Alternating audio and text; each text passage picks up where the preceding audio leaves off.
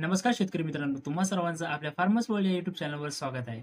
मित्रांनो, आजचा व्हिडिओ कर्जमाफीबद्दल आहे. माननीय श्री देवेंद्र फडणवीसांनी कर्जमाफी संदर्भात सभेमध्ये बोलले होते.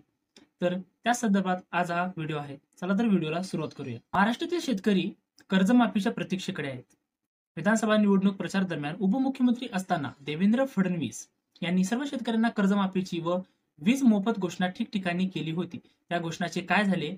आता भरभरून मतदान करून मतदारांनी महायुतीला पूर्ण कौल दिला आहे. आता शेतकरी सर्व कर्जमाफीचे प्रतीक्षात आहेत. आता देवाभाऊ मुख्यमंत्री झाले, त्यांनी कर्जमाफी करावे अशी मागणी सर्व थरातून होत आहे. मोफत विजेची घोषणा पूर्ण झाली, मात्र कर्जमाफीचे काय झाले? सन 2024 मध्ये झालेल्या महाराष्ट्र विधानसभा निवडणुकीच्या प्रचारादरम्यान उपमुख्यमंत्री देवेंद्र फडणवीस यांनी शेतकऱ्यांसाठी संपूर्ण कर्जमाफीची घोषणा केली होती. त्यांनी आश्वासन दिले की महायुतीचे सरकार सत्तेत आल्यास शेतकऱ्यांची पूर्ण कर्जमाफी करून त्यांच्या सातबाऱ्यावरची कर्जाची नोंद मिटवली जाईल.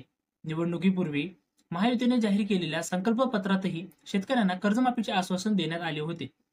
निवडणुकीनंतर हिवाळी अधिवेशनाच्या शेवटच्या दिवशी विरोधकांनी शेतकरी कर्जमाफीचा मुद्दा उपस्थित केला असता मुख्यमंत्री फडणवीस यांनी शेतकऱ्यांना कर्जमाफी देण्यासह विधानसभा निवडणूक प्रचाराच्या काळात दिलेली सर्व आश्वासने पूर्ण करण्याची ग्वाही दिली होती. तसेच पालघर जिल्ह्यातील डहाणू, नाशिक जिल्ह्यातील चांदवड येथे आयोजित सभेत फडणवीस यांनी शेतकऱ्यांना कर्जमाफी देण्याबरोबर शेतीसाठी वीज निर्मिती करणारी एक कंपनी स्थापन करून पुढील 5 वर्षे शेतकऱ्यांना मोफत वीज देण्याची घोषणा केली होती.